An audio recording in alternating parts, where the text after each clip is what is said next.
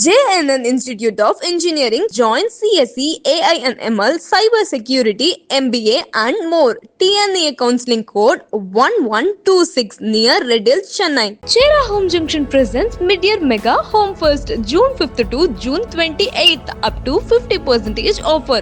Sundarapuram and Crosscut Road, Coimbatore. உண்மை பேசும் மக்கள் ஊடகம் SS News Digital 24/7 connected. என் பேரு மீனா குமாரி, என் ஊரு கன்னியாகுமரி. மன்மதராசா கன்னி மனசு கிள்ளாதே. பாட்டே ஒரு மனிதன வாழ்க்கையை மாத்தும் அப்படின்றதுக்கு நான் ஒரு பெரிய உதாரணம். இந்த பாட்டு வந்து அப்படியே டோட்டலா வாழ்க்கையை மாத்திருச்சு.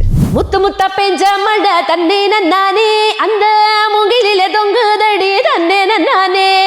சோழ சிட்டு மொழி இல்லாத ஒரு இது வந்து இசைதான். இசைக்கு வந்து மொழியே கிடையாது. நீங்க எந்த மியூசிக் கேட்டாலும் நமக்கு வந்து அது தாளம் போட வைக்கும், ரசிக்க வைக்கும். எல்லா சிஎம்ஸ்க்குமே நீங்க பெர்ஃபார்ம் பண்ணிருக்கீங்க. ஆமா, எனக்கு ரொம்ப அதான் காட் கிஃப்ட்னு சொல்லுவாங்க. ஜெயலலிதா அம்மா முன்னாடி பாடியிருக்கேன், கலைஞர் ஐயா முன்னாடி பாடியிருக்கேன். அதுவும் அவர் எழுதின பாட்டே. அதே மாதிரி இப்போ நம்ம கரண்ட் சிஎம் அவர்களுக்கு வந்து 3 படங்கள் பாடிட்டீங்க. எப்போ பாடியாச்சு? ஆமா. குண்டு மாங்கா தோப்புக்குள்ள நண்டு போல வந்தாயே, யாருமில்லா நேரம் பார்த்து கைபிடிச்சாயே. பால ஊத்துடா கூழ ஊத்துடா, வேண்டிக்கிட்டு சூட ஏத்துடா. அடவெட்டு 1டா துண்டு 2டா, வெட்டி வச்ச தேங்காயில பூஜை பண்ணுடா. டே சிங்கம் பெத்த பிள்ளையா ஒரு கம்பீரமான ஒரு சிஎம் நிறைய பண்ணிட்டு இருக்காரு. ஒன்ன போல தொழிலாளி தெருவில் நிக்கிறான், போராட்ட கொடிய பிடிக்கிறான், சம்பளத்தை ஓசத்தி கேட்கிறான். அட இப்போ உனக்கு காதல் எதுக்கு? எங்க அப்பா இறந்த அன்னைக்கு நான் வந்து நிகழ்ச்சியில தான் இருந்தேன். ஸோ இந்த மாதிரி நமக்கு அது போக நிறைய விஷயங்கள் இருக்கும். எங்க பாப்பா வந்து ஒரு வாட்டி டெங்கு ஃபீவர்ல வந்து ரொம்ப சீரியஸா சைல்ட் ட்ரஸ்ட் ஹாஸ்பிட்டல் அட்மிட் பண்ணியிருந்தோம். அப்பவும் நான் நிகழ்ச்சிக்கு போனேன். சின்ஸ் நீங்க இந்த மாதிரி பாடல் பாடிட்டீங்கன்னு சொல்லிட்டு இதே மாதிரி பாடல்களுக்கு தான் நம்மளுக்கு சான்ஸ் எப்பவுமே வந்துட்டு இருக்கும். ஸோ அப்படி இருக்கும் போது சம்டைம்ஸ் லிரிக்ஸ்லாம் கொஞ்சம் மோசமா இருக்கும். நாய் வேஷம் போட்டா குலைச்சுதான் ஆகணும். நமக்கு பிடிக்காம இருக்கலாம். ஏன்னா நம்ம எதனால பிடிக்காமன்றதை தாண்டி அந்த இடத்துல வெறும் ஆண்களா இருப்பாங்க. அந்த இடத்துல நம்மளுக்கு பாடுறதுக்கு ஒரு சங்கோஜம் இருக்கும், நமக்கு கஷ்டமா இருக்கும், ஒரு அன்கம்ஃபர்டபுள் இருக்கும் அந்த இடத்துல நம்ம பாடுறதுக்கு. இல்லைங்க இந்த மாதிரி பாட்டுலாம் நான் பாட மாட்டேங்க அப்படின்னு சொல்ற அளவுக்கு தைரியமும் எனக்கு அப்போ இல்லை. இருக்க என்ன ஆயிடுச்சுன்னா ரொம்ப அர்த்தங்கள் வந்து ரொம்ப அதாவது இலைமறை காய்மறை போய் நேரடியாக ஸ்ட்ரைட்டாவே இருக்க மாதிரி இருந்தது சில வார்த்தைகள். அப்போ நான் வந்து இல்லைங்க, நான் ரொம்ப சிரமப்பட்டு பாடினது. ஒரே ஒரு ராத்திருக்கு வச்சேன் கச்சேரி, ரொம்ப சிரமப்பட்டு பாடினது. பயங்கரமா ரீச் ஆகணும்னு நினைச்சேன், பட் ரீச் ஆகல.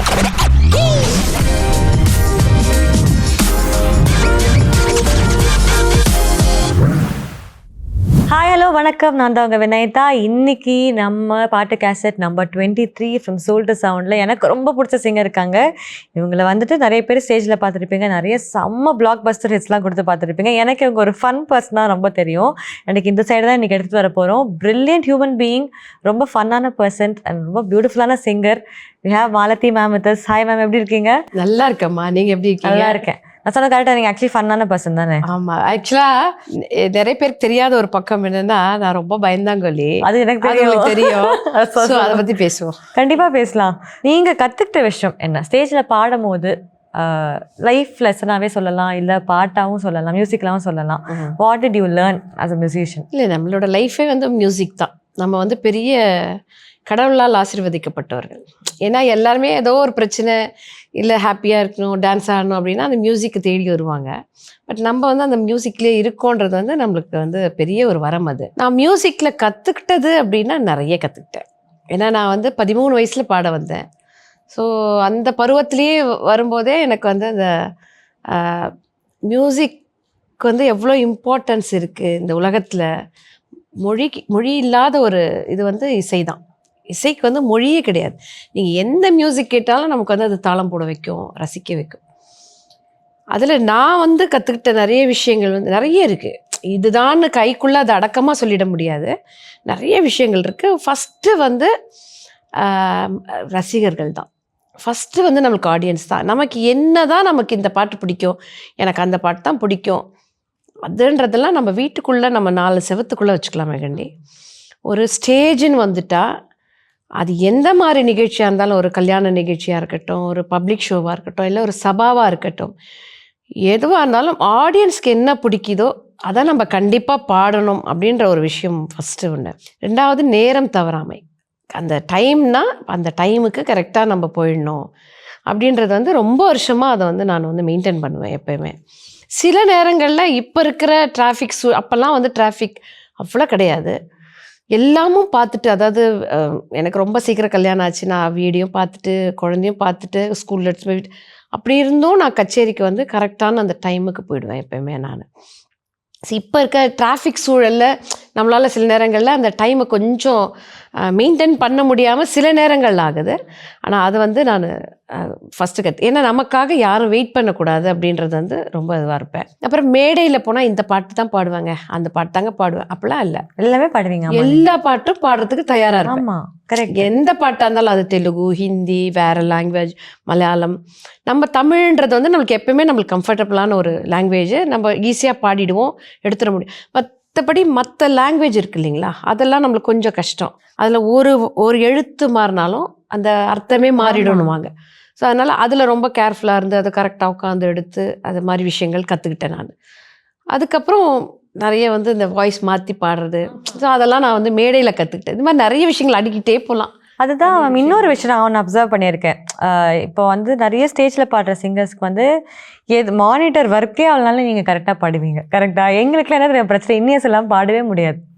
அது வந்து பழக்கம். அது சம்டைம்ஸ் நான் வந்து ஐயோ நம்மளும் நிறைய பாடி இருக்கலாமோ ஸ்டேஜ்ல, நான் சம்டைம்ஸ் யோசிக்க தோணும். ஏன்னா ஞாபகம் கொலம்போல வந்து நம்மளுக்கு ஆடியோ வந்து மோசமா இருந்துச்சு, நாங்கெல்லாம் கஷ்டப்பட்டோம், போனீங்க அடிச்சு தூக்கிட்டு போயிட்டே இருந்தீங்க. ஸோ எப்படி மேம் மட்டும் கரெக்டா பாடுறாங்க அந்த மாதிரி. அதுதான் சொல்றேன், எந்த சூழல்லையும் நம்மள வந்து தயாரா வச்சுக்கோம். இப்போ எனக்கு வந்து உடம்பு சரியில்லை, இல்லை வேற ஏதோ நான் சேடா இருக்கேன், ஆனாலும் அந்த மேடை ஏறும்போது ஒட்டு மொத்தமும் என் மைண்ட்லேருந்து போயிடும்.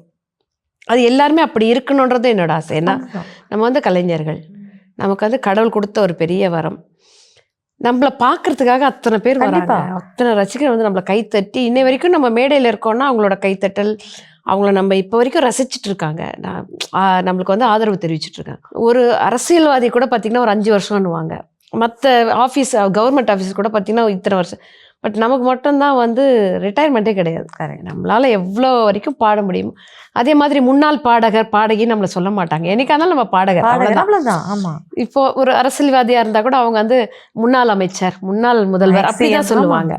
அதே மாதிரி ஒரு ஆஃபீஸில் ஒர்க் பண்ணுறவங்கள கூட எக்ஸ் இது அப்படின்னு தான் சொல்லுவாங்க. ஸோ நமக்கு மட்டும்தான் அந்த கிரெடிட் வந்து எப்பயுமே கலைஞர்களுக்கு இருக்கிற அது ஒரு பெரிய விஷயம் அது.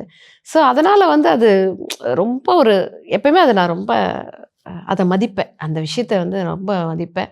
அதனால் மேடை வந்து எந்த சூழலாக இருந்தாலும் அதை நான் கவலைப்படவே மாட்டேன். மைக் எடுத்தோமா, வெளியில் கேட்குதா, ஈஸியா பாடுறீங்க, ஈஸியா சொல்லிட்டீங்க. இப்போ எங்களுக்கு தான் தெரியும் அந்த கஷ்டம். அது எல்லாருக்கும் டக்குன்னு வராது, ட்ரைனிங் தான் மேம். அது பழக்கம் ப்ராக்டிஸ் ஆனாதான் அது. அண்ட் ரொம்ப ரெஸ்பெக்ட் எனக்கு அதுக்கு உங்க மேல. எல்லா ஷோல பாத்தீங்கன்னா நீங்க வந்து ஒரு டிவோஷனல் சாங் பாடி பயங்கரமா ஆரம்பிப்பீங்க இல்லையா? மாலதி மேம் இருக்காங்கன்னா கூப்பிட்டுருங்க, அப்புறம் தான் நாங்கெல்லாம் வருவோம். ஸோ அந்த மாதிரி ஏதாவது ஒரு ஃபியூ லைன்ஸ் பாடி.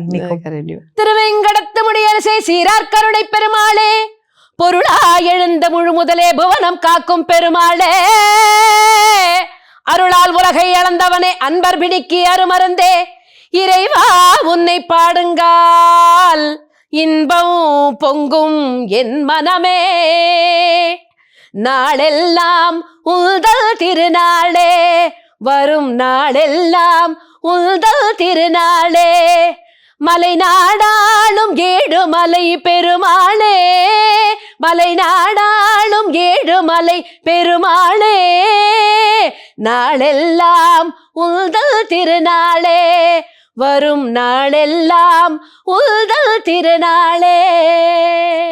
ஆஹா, கூஸ் பம்ஸ். டக்குன்னு எல்லாருமே இங்க ஒரு ஜாக்கானாங்கல்ல, வா அப்படியே ஆயிட்டாங்க. இது வந்து இப்போ சமீபத்தில் நான் நிறைய நிகழ்ச்சிகளில் இந்த பாடல் ஒரு முதல் பாடலாக பாடுறேன். எல்லா பக்தி பாட்டுமே பிடிக்கும், பட் உடனே ஞாபகம் வந்த பாட்டு. ப்ராக்டிஸ் பண்ணுவீங்களா தினமும், இல்லை சும்மா ஸ்டேஜில் பாடுறதானா? இல்லை, இப்போது கொஞ்சம் ப்ராக்டிஸ்ன்றது கொஞ்சம் கம்மி தான் ஆயிடுச்சு, ஸ்டேஜில் பாடுறது தான். பட்டு என்னோட ஆரம்ப காலங்கள்லாம் வந்து வெறும் ப்ராக்டிஸ் தான். ஏன்னா நாங்கள் வந்து அது நான் எல்லாருக்குமே கூட சொல்லுவேன். இப்போது சுசிலா அம்மா, எஸ்பிபி அங்கிள்லாம் நீங்கள் அந்த சிங்கர்ஸ் எல்லாம் சீனியர் சிங்கர்ஸ்லாம் எடுத்துட்டிங்கன்னா ஏன் ரெக்கார்டிங்கில் பாடுற மாதிரியே அவங்க வந்து ஸ்டேஜில் வந்து பாட முடியுதுன்னா ரெக்கார்டிங்லேயே அவ்வளோ ரிஹர்சல்ஸ் அவங்க பார்ப்பாங்க. ஸோ அதனால் அவங்க வந்து எந்த இடத்துலையுமே அந்த ஒரு இடம் கூட மாறுதல் இல்லாமல், ஒரு இடம் கூட ஒரு பிழை இல்லாமல் பாடுறாங்க அப்படின்னா அதுக்கு வந்து மஸ்ட் ப்ராக்டிஸ் தான். நாங்கள் வந்து என்னோட அந்த லைட் மியூசிக் காலங்கள்ன்ற அப்படி ஒரு காலம் இருந்தது தெரியுங்களா, அது வந்து ரொம்ப அற்புதமான காலம் எனக்கு. ஏன்னா ப்ராக்டிஸ் இல்லாமல் நாங்கள் எந்த ஸ்டேஜுக்குமே நாங்கள் போனதே கிடையாது. முடியாது. ஆமாம். ஏன்னா அப்போ வந்து கண்டிப்பாக எல்லாரும் ஆர்கெஸ்ட்ராலேருந்து சிங்கர்ஸ்லேருந்து எல்லாருமே ப்ராக்டிஸ் பண்ணிட்டு தான் ஸ்டேஜுக்கு போவோம். அந்த ப்ராக்டிஸ் தான் இப்போ வரைக்கும் எனக்கு வந்து கை கொடுத்துட்ருக்குன்னு நினைக்கிறேன். கண்டிப்பாக மேம், அது பெரிய விஷயம். நீங்கள் சொன்னீங்க இல்லையா, அந்த ரெக்கார்டிங் போகும்போது அவ்வளோ ஒரு ரிஹர்ஸ் பண்ணி அந்த பாட்டை ஃபுல்லாக கற்றுக்கிட்டு நுவான்சஸ் கற்றுக்கிட்டு நம்ம அப்புறம் தான் வந்து யாராவது ஒருத்தர் தப்பு பண்ணாலும் மறுபடியும் ஃபர்ஸ்ட்லேருந்து அவங்க ரெக்கார்ட் பண்ணுவாங்க. பட் இப்போ இருக்கிற டெக்னாலஜி வந்து நீங்கள் பண்ணியிருக்கீங்களா அந்த மாதிரி? நான் வந்து ராஜா சாருக்கு பாடும்போது அப்படி தான் இருந்தது. ராஜா சாருக்கு நான் வந்து ஃபஸ்ட்டு ரெக்கார்டிங் போகும்போது அந்த ஸ்டைலில் தான் பண்ணார். பட் என்னென்னா பல்லவி எடுத்தோம், அதுக்கப்புறம் சரணம் ஃபுல்லாக எடுத்தோம், அதுக்கப்புறம் செகண்ட் சரணம் ஃபுல்லாக எடுத்தோம். அப்படி தான் ஒரே இதுவாக போகலை, பட் கட் பண்ணி தான் எடுத்தோம். பட் இப்போ இருக்கிற மாதிரி இல்லை, ஒரு லைன் மாதிரிலாம் இல்லை. அப்போ அந்த பல்லவி ஃபுல்லாக பாடி அதுக்கப்புறம் சரணம் ஃபுல்லாக பாடி அப்படி தான் ரெக்கார்ட் பண்ணோம். சூப்பர். ஸோ அந்த மாதிரி இருந்தது. மன்மத ராசா தான் உங்களுக்கு புகழ் கொடுத்த சாங். ஆனால் ஃபர்ஸ்ட் சாங் அது இல்லை உங்களுக்கு? இல்லை, அது இல்லை. தேவா சார் பாடினீங்களோ? ஆமாம், தேவா சாருக்கு சாதி சனம்னு ஒரு படம், அதுதான் 97 பாடினேன். ஞாபகம் இருக்கா அந்த பாட்டு? மறக்க முடியுமா அந்த மாதிரி? ஏன்னா ஃபஸ்ட்டு பாட்டு எங்கள் வீட்டில் வந்து எங்கள் கணவருக்குலாம் ரொம்ப சந்தோஷம். அவர் வந்து எங்கள் வீட்டில் வந்து ஒரு 4-5 பேர் வந்துட்டாங்க ரெக்கார்டிங்க்கு. அப்படின்னா பாருங்கள், அவங்களாம் எவ்வளோ ஒரு ஆர்வமாக இருந்திருப்பாங்க. எங்கள் ஹஸ்பண்டோட மாமா அவரெல்லாம் கூட அந்த ரெக்கார்டிங்க்கு வந்து உட்காந்துருந்தாங்க. ஸோ அந்தளவுக்கு எல்லாரும் ரொம்ப சந்தோஷப்பட்டாங்க. நான் ஒரு ஏன்னா மேடை பாடகியாக இருந்து திரைப்படத்தில் பாடுறேன் அப்படின்னு. தேவா சார் தான் ஃபஸ்ட்டு என்னை திரைப்படத்தில் அறிமுகப்படுத்தினார். கிருஷ்ணராஜ்னா தான் எனக்கு வந்து அந்த சாங் சொல்லி கொடுத்தாரு. அப்போ வந்து எனக்கு முன்னாடி வந்து மாத்தங்கின்னு ஒரு சிங்கர், அவங்க வந்து ரொம்ப அற்புதமாக நிறைய பாடல்கள் பாடியிருக்காங்க. எனக்கு ரொம்ப பிடிச்ச சிங்கரும் கூட அவங்க வந்து எனக்கு முன்னாடி அவங்க ஒரு சாங் அவங்க பாடிட்டு இருந்தாங்க. எனக்கு ரொம்ப டென்ஷனாக தான் இருந்தது. பட் அவங்க ரொம்ப கொஞ்சம் சில விஷயங்கள்லாம் எனக்கு சொல்லி கொடுத்து பாட வச்சாங்க. அது வந்து சாதி சனம்னு ஒரு படம். மச்சானி மச்சானி ஊத்திக்க அடமாராப்பு விலகாது பார்த்துக்க போடுங்க மில்லி ஆடுங்க துள்ளி அப்படின்னு ஒரு பாட்டு. அதுதான் தேவா சாருக்கு நான் பாடினது ஃபர்ஸ்ட் சாங். ஃபன்னாக இருந்திருக்கும்ல? ஆமாம், அவர் ஜாலியாக தான் ஒர்க் பண்ணுவார். ஆமாம், தேவா சார்கிட்ட அதாவது ஒவ்வொரு இசையமைப்பாளரும் ஒரு ஸ்டைல். தேவா சார்கிட்ட போனால் நிறைய சிரிச்சுட்டே, அவர் வந்து நிறைய காமெடி சொல்லிட்டு இருப்பார், நிறைய சிரிப்பலைகளாக இருக்கும் அந்த ரெக்கார்டிங் ஸ்டுடியோவில். ஸோ அவர் தான் என்னை ஃபஸ்ட்டு திரைப்படத்தில் அறிமுகப்படுத்தினது. சூப்பர். இந்த கேள்வி உங்ககிட்ட கேட்கணும்னு நினச்சேன். நம்ம பர்ஃபார்மராக இருக்கும் போது ஸ்டேஜில் பாடும்போது நம்மளுக்கு பேட் டேஸ் இருக்கும், பர்சனலான ரீசன்ஸ்னாலேயோ வேறு ஏதாவது ரீசன்னால பேட் டேஸ் இருக்கும். அந்த மாதிரி ஒரு டைம்லையும் நம்ம வந்துட்டு ஸ்டேஜில் போய் பெர்ஃபார்ம் பண்ணியிருக்கோம். I'm sure you would have gone through that also. கரெக்டாக? ரொம்ப நம்ம அந்த மாதிரி இருக்கும்போது எப்படி நீங்கள் உங்களை வந்து ப்ரிப்பேர் பண்ணிப்பீங்க? அதான் நான் சொன்னேன் இல்லைம்மா, நமக்கு இசை தான் நம்ம இசைத்துறையில் இருக்கோம்.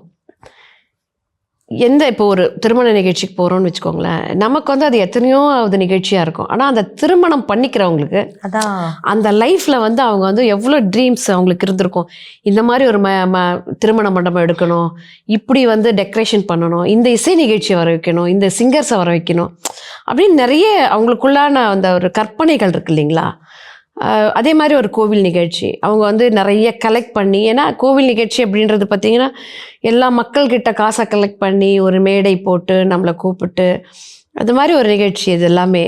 அதனால் நமக்கு 1000 பிரச்சனைகள். எனக்கு வந்து நான் நிறைய விஷயங்கள் வந்து அந்த மாதிரி சோகமான என்னோட வாழ்க்கையில் நடந்த சோகத்தையும் தாண்டி மேடையில் போய் பாடி சிரித்து அதுக்கப்புறம் நம்ம, ஏன்னா எந்த விஷயத்தையும் மாற்ற முடியாதும்மா நம்மளால்.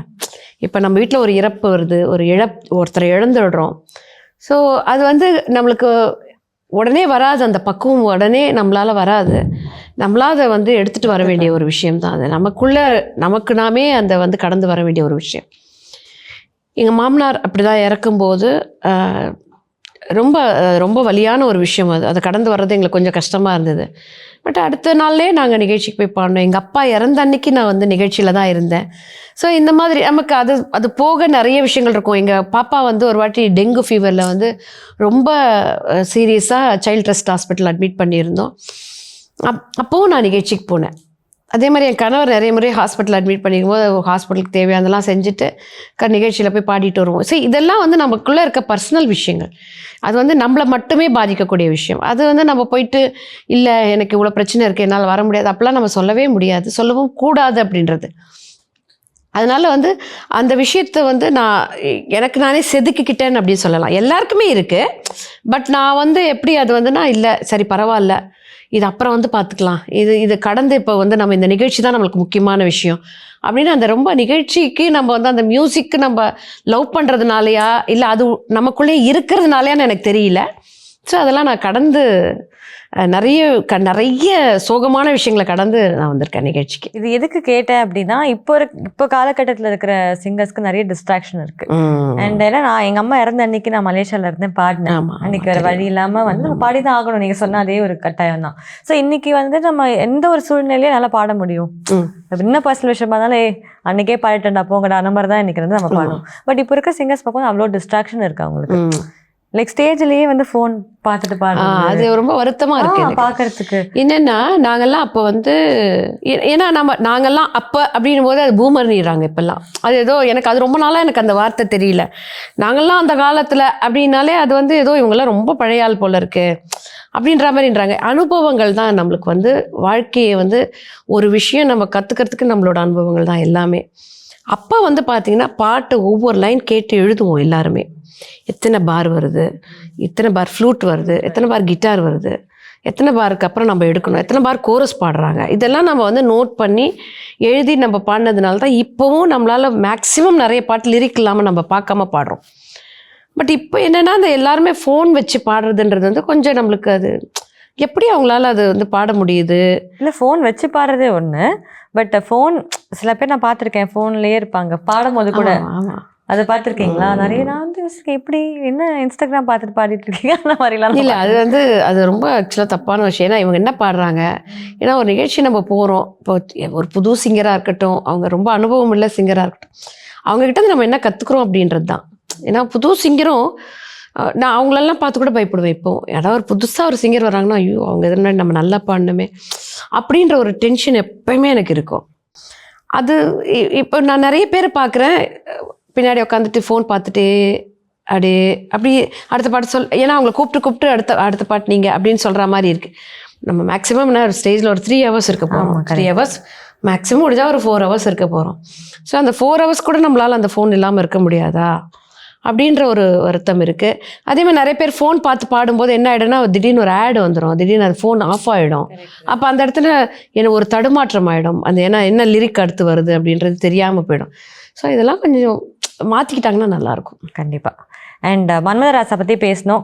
கண்டிப்பாக இந்த கதையெல்லாம் நீங்கள் சொல்லியிருப்பீங்க. ஸோ நான் கதையை கேட்கல. ஸோ டேரெக்டாக பாடிட்டு அதுக்கப்புறம் அடுத்த கேள்வி கேட்குறேன். ராசா ராசா மன்மதராசா தனியா ஏங்குது ரோசா கொஞ்சம் சேத்துக்கராசா மன்மதராசா மன்மதராசா கன்னி மனசு கிள்ளாதே கண்ணுல லேசா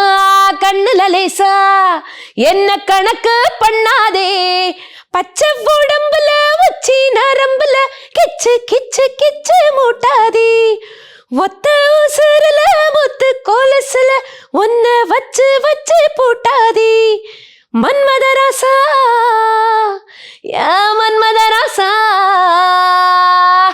வா, இன்னைக்கு ஃப்ரெஷ்ஷாக தான் இருக்குல்ல. இது எப்போவுமே இந்த பாட்டு பாட சொல்கிறாங்களா உங்களை ஸ்டேஜில் வந்தா? ஆமாம், அது ஏன்னா ரொம்ப ஒரு பாட்டே ஒரு மனிதனை வாழ்க்கையை மாற்றும் அப்படின்றதுக்கு நான் ஒரு பெரிய உதாரணம். இந்த பாட்டு வந்து அப்படியே டோட்டலாக வாழ்க்கையை மாற்றிருச்சு. ஏதாவது ஒரு இன்ட்ரெஸ்டிங் இன்சிடென்ட் இருக்கா? ஒரு கிரேசியான இன்சிடென்ட், ஒரு ஃபேன் வந்து இதுக்கப்புறம் கண்டிப்பாக நிறைய ஃபேன்ஸ் வந்திருப்பாங்க உங்களுக்கு. ஏதாவது ஒரு இன்சிடென்ட் ஞாபகம் இருக்கா? நீங்கள் பெர்ஃபார்ம் பண்ணும்போது நடந்ததோ இல்லை லைஃப் நடந்தது? நிறைய இருக்குது. அதில் ஃபன்னான ஒரு விஷயம் சொல்கிறேன். இது வரைக்கும் நான் எந்த இன்டர்வியூலையும் சொல்லாத ஒரு விஷயம் என்னன்னா, இதே ஸ்ரீலங்கா தான் நான் ஒரு நிகழ்ச்சிக்கு போயிருந்தேன். அப்போ நிறைய சிங்கர்ஸ், நிறைய பெரிய பாடகர்கள்லாம் வந்திருந்தாங்க. அப்போது ஒரு தம்பி வந்து அந்த நிகழ்ச்சிக்கு வந்திருந்தார். அவரும் பார்ப்பாருன்னு நினைக்கிறேன். இப்போ என்னாச்சுன்னா எங்களை வந்து ரொம்ப நல்லா கவனிச்சுக்கிட்டார். எல்லாரையுமே வந்தார், பார்த்தாரு. எல்லாருக்கும் எடுத்துகிட்டு வந்து அவர் ஏதோ ஒரு ஷாப் வச்சுருந்தனால ஏதோ எடுத்துகிட்டு வந்து கொடுத்தாரு எல்லாருக்கும். அப்புறம் நம்ம எப்பயுமே நம்ம அப்ராட்லேருந்து வந்துடுறோம் அப்படின்னாலும் அவங்களோட நம்ம டச்சில் இருப்போம் இல்லைங்களா.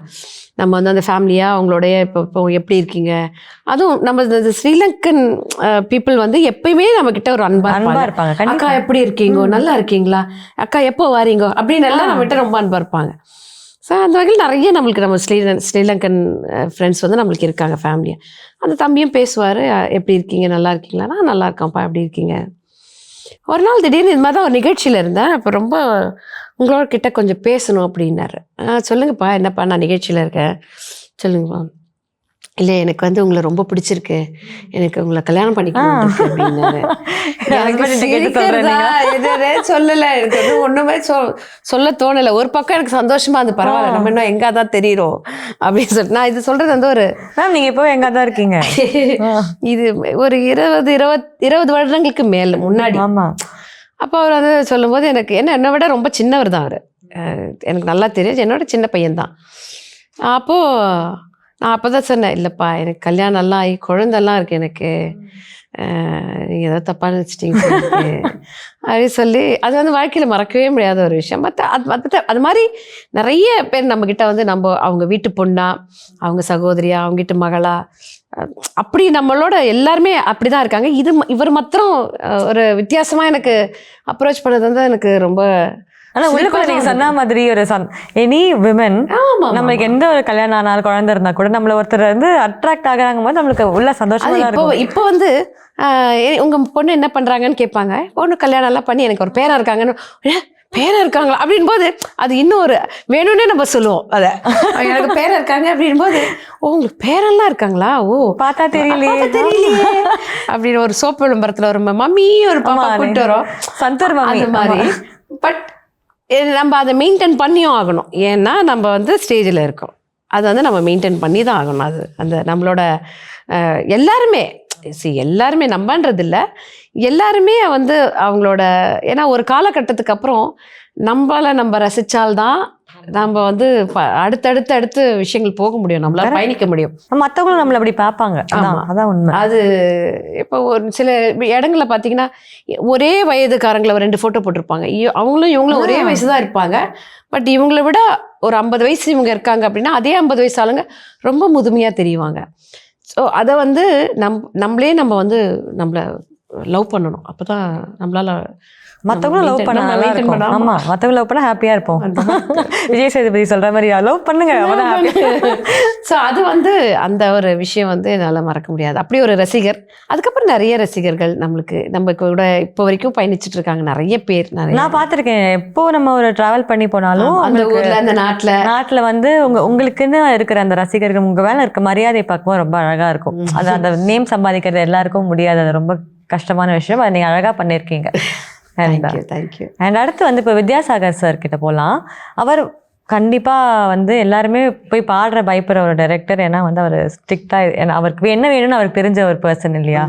அண்ட் அவருக்கு நீங்கள் வந்து பாடல்கள் பார்த்திபன் கனவுல வந்து ஒரு பாடல் இருக்கு. அது வந்து எனக்கு ஆக்சுவலாக அது நல்ல ஒரு அந்த பாட்டுக்கு அப்புறம் தான் எனக்கு வந்து ஒரு என்னோட பேர் வந்து ஓரளவுக்கு வெளியில தெரிய ஆரம்பிச்சது. அப்படியா? ஆமா, அந்த பாட்டு வந்து சிங்கப்பூர்ல வந்து பயங்கர ஹிட்டு.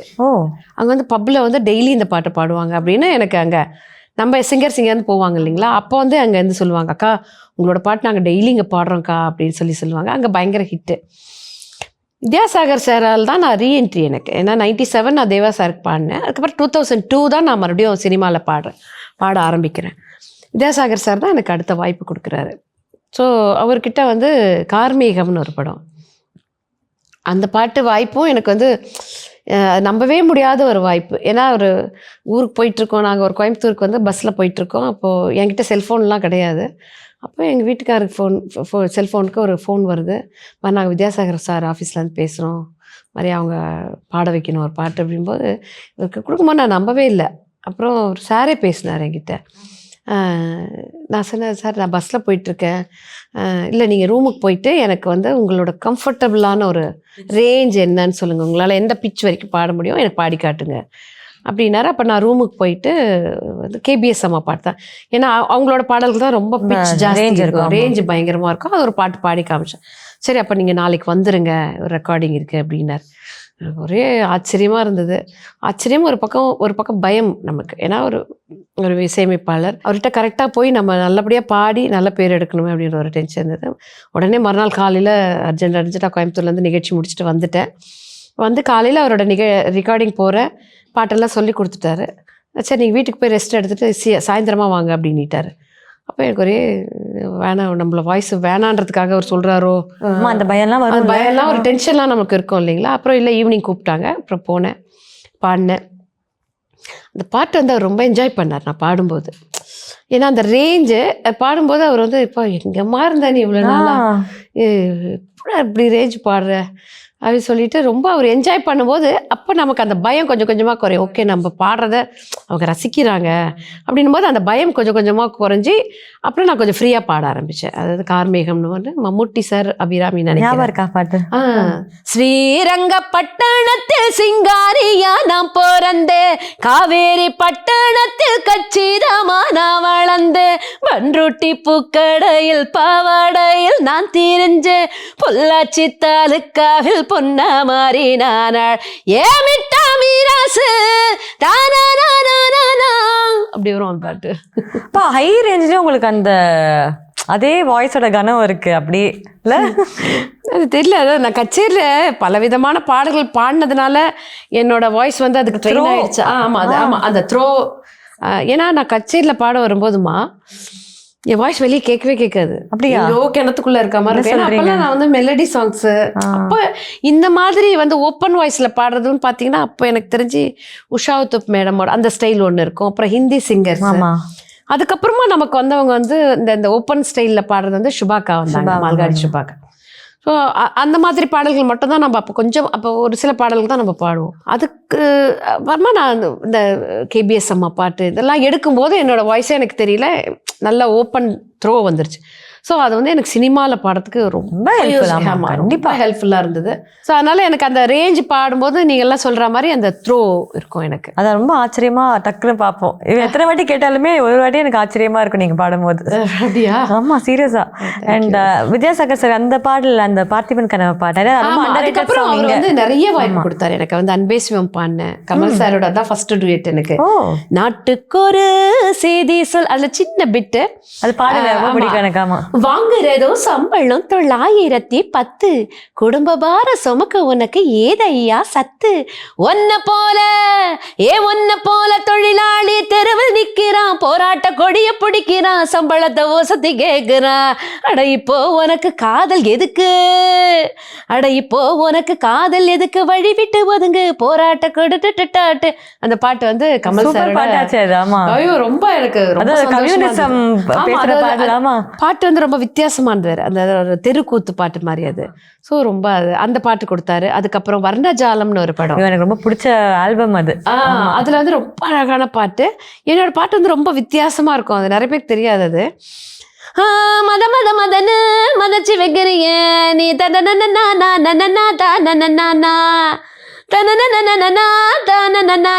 ஒரு மாதிரி மூக்குல ஒரு மாதிரி சூப்பரா இருக்கும் அந்த பாட்டு. ஆமா, அப்புறம் அவர் ஸ்ரீகாந்த் சார், குட்டி ராதிகா அவங்கள நடிச்சது.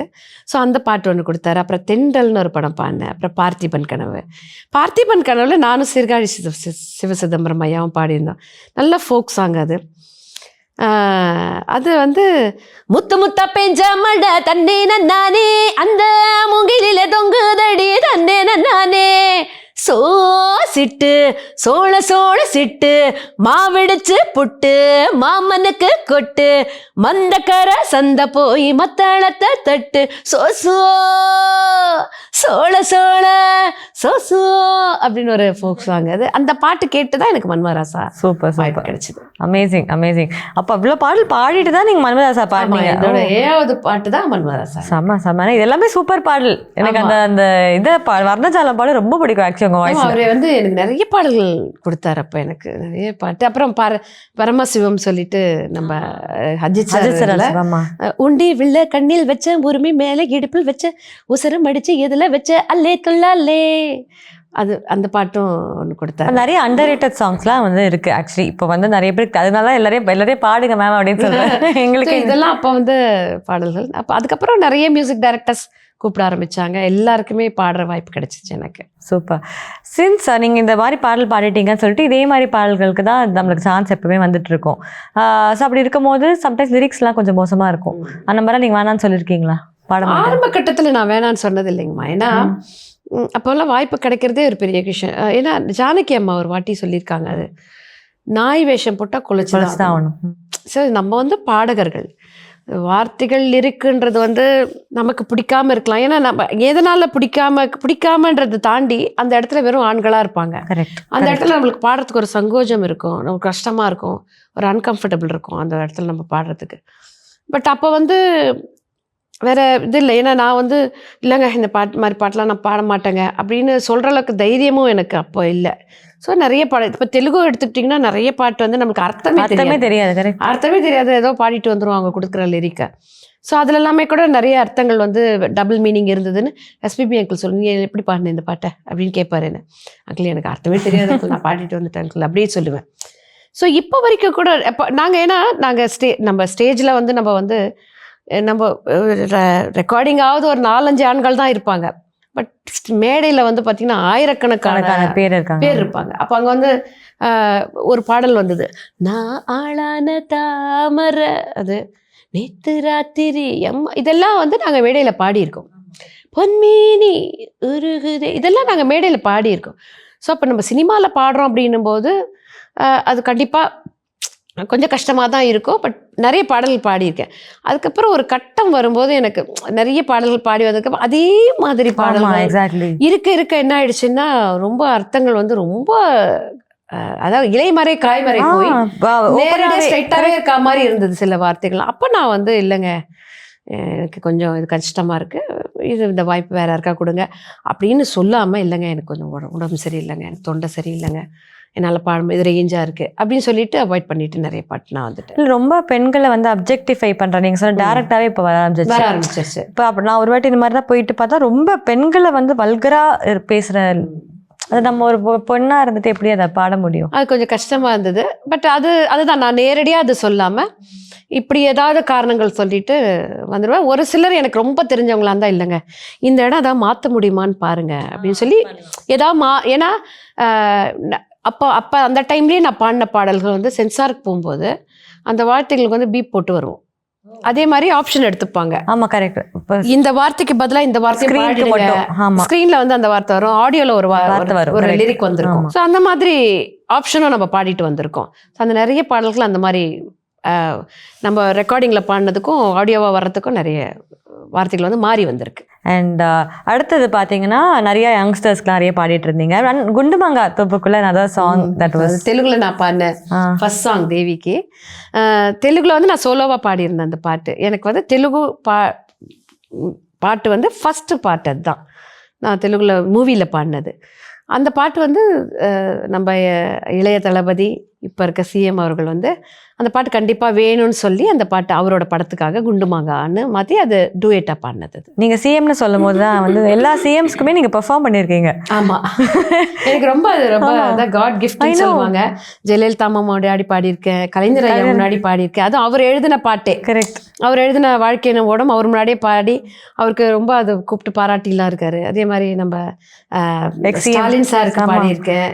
அதே மாதிரி இப்போ நம்ம கரண்ட் சிஎம் அவர்களுக்கு வந்து 3 படங்கள் பாடிட்டீங்க. எப்போ பாடியாச்சு? ஆமா. ஸோ ரொம்ப சந்தோஷமான ஒரு பிளஸ்ட் மேம். நீங்க அப்பப்போ வந்து செந்தில்தாஸோட வந்து எக்ஸிஎம்க்கு பாடமா சொல்லுவேன். எனக்கு வந்து ரொம்ப பிடிக்கும் அவரை. ஐயோ இல்லை என்னை விட்டுட்டு போறீங்களே, இந்த ஷோக்கு மட்டும் எனக்கு கூப்பிடுங்க அப்படின்னு நான் ஃபர்ஸ்ட் நான் கேட்கவே மாட்டேன். அதை கூட சொன்னேன், ஐயோ மாலதி மேம் மட்டும் பாடுறாங்களே அப்படின்னு சொல்லிட்டு. அது வந்து எங்களே தெரியல. ஏன்னா அது வந்து அந்த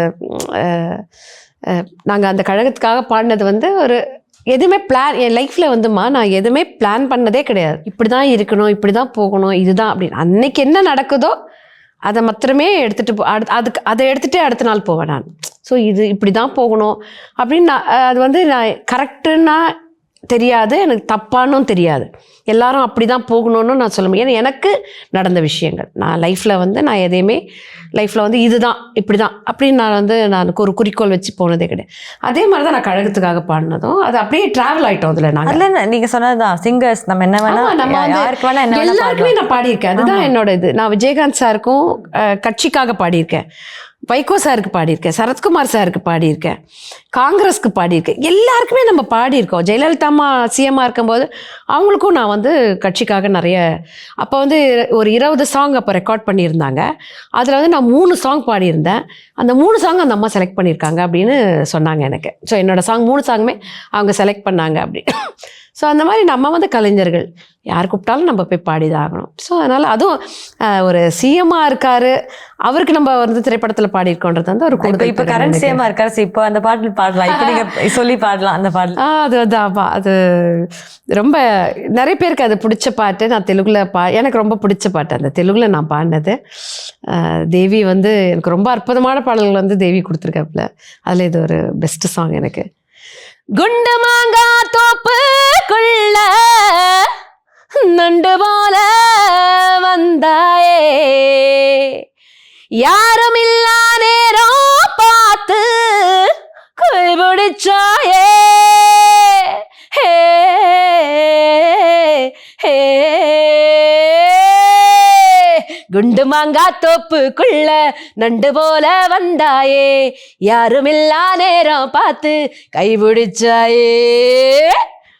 ஜெசி கிஃப்ட் சார் என்னோட பாடியிருப்பாரு. ரொம்ப அவரோட குரலும் ஒரு மாதிரி அழகா இருக்கும். ஒரு மாதிரி என்ன சொல்றது, ஒரு வசீகரம் இருக்கும். இந்த பாட்டு தான் காலையில 6 மணிக்கு பாடணும். 6 மணிக்கா? 6 o'clock இந்த பாட்டு ரெக்கார்ட் பண்ணும்போது தூங்கி அர்ஜென்ட்டா ஏதோ இது ஷூட்டிங் போகணும் அப்படின்னு சொல்லிட்டு காலையில் போய் நான் தான் சொன்னேன், காலையில் வாய்ஸ் ஓப்பனே ஆகாது அப்படின்ட்டு அப்புறம் ஏதோ பாடிட்டு ஆன்ட்டே அமலாபுரமும் நீங்கள் தான் பாடினீங்க இல்லையா? ஆமாம், அவருக்கு அதுவுமே தெலுங்குல ஏதாவது பாட்டு பாடுங்கன்னா ஃபர்ஸ்ட் அதை தான் போனாங்க. ஏன்னா தெலுங்குல ஆக்சுவலாக எனக்கு நிறைய பாடல்கள், நான் தமிழை விட தெலுங்கு நிறைய பாடினேன். ஆல்மோஸ்ட் எல்லா மியூசிக் டைரக்டர்ஸ்க்கும் பாடினேன். எனக்கு எல்லாருமே வாய்ப்பு கொடுத்தாங்க. இந்த வங்கத்தோட்டாக்கு அப்புறம் சிரஞ்சீவி சார் வந்து அல்லு அர்ஜுன் சார் அந்த ஆர்யா வந்து நடிச்சிட்டு இருக்கிற டைமு அப்போ அவரோட படத்துக்கு வங்கத்தோட்டா சாங்கை கேட்டாங்க, அதாவது குண்டுமாங்கா சாங் வந்து. அப்போ தேவி சார் வந்து இல்லை இது ஆல்ரெடி வேறு படத்துக்கு பண்ணிட்டோம், அதே மாதிரி கொஞ்சம் பண்ணித்தரேன் அதே சிங்கர் வச்சு அப்படின்னு பண்ணது தான் டேம்லா. அதுவும் ரொம்ப பிடிக்கும் எனக்கு அந்த சாங். அது வந்து எப்படிங்க Manmadha Rasa super duper hit ma'am. அந்த பாட்டு எல்லாருக்கும் தெரியும்.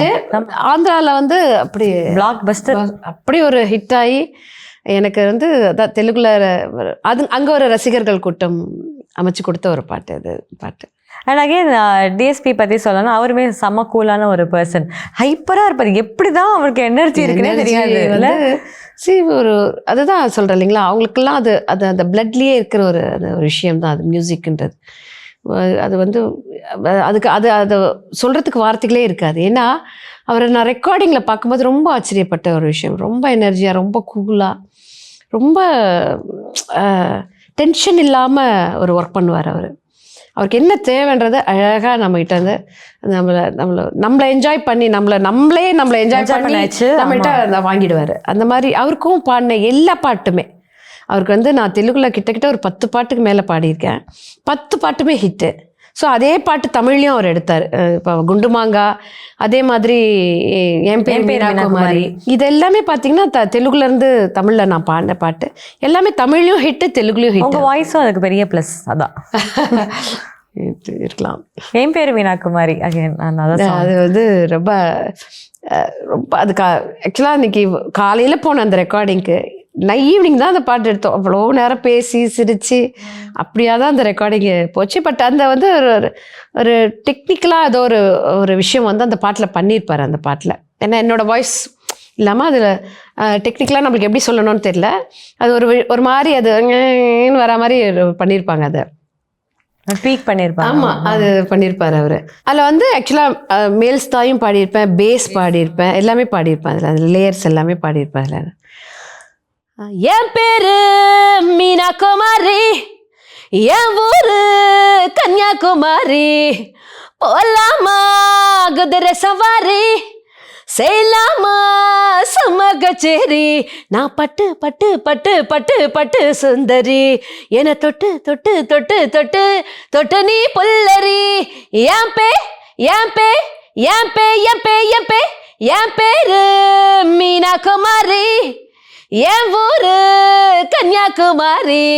இந்த என் பே வருது இல்லைங்களா, அது வந்து என் பேரு அது இருக்கு இல்லைங்களா, அதை கட் பண்ணி வச்சதுதான் அது. சாப் பண்ணி ஆமா, அது நம்ம கச்சேரியில பாடும்போது கட் பண்ணி வைக்க முடியாது, நம்மள ஹியூமன் சாப்பர் ஆயிடும், அவ்வளவுதான். ஸோ அது மாதிரி அந்த பாட்டு தெலுங்குலயும் நல்லா ஹிட் ஆச்சு அந்த பாட்டு. ஆமா, நிறைய அவருக்கு டிஎஸ்பிக்கு அவ்வளோ பாடல் நீங்க ஹிட் கொடுத்துருக்கீங்க. அண்ட் இந்த மாதிரி பல ரேஞ்சஸ்ல பாடும் போதும் பல வாய்ஸ் சேஞ்ச் பண்ணும் போதும் நான் வந்து கோத்ரூ பண்ணேன். நிறைய வாய்ஸ் வந்து நடுவில் பயங்கரமா ஸ்ட்ரெயின் ஆச்சு. அண்ட் நீங்களுமே என்கிட்ட சொல்லியிருக்கீங்க உங்களுக்கு அந்த ஸ்ட்ரெயின் வந்து ஆச்சுன்னு சொல்லிட்டு. இப்போ ஓகேயா இருக்கீங்களா? இருக்குதான், இப்போ வரைக்கும் ஸ்டில் ஏதாவது தொண்டை பிரச்சனை. இப்போ வந்து பார்த்தீங்கன்னா கொஞ்சம் இந்த லங்ஸ்லாம் கொஞ்சம் ஏதோ இன்ஃபெக்ஷன் ஆயிடுச்சு அப்படின்னாரு டாக்டர். ப்ளஸ் எனக்கு இன்னைக்கு ஸ்டில் நான் கிளம்பும் போது வெட்டிக்கோ ப்ராப்ளம், எனக்கு தலை சுத்தலை. ஸோ எல்லாமே இருக்குதாம்மா.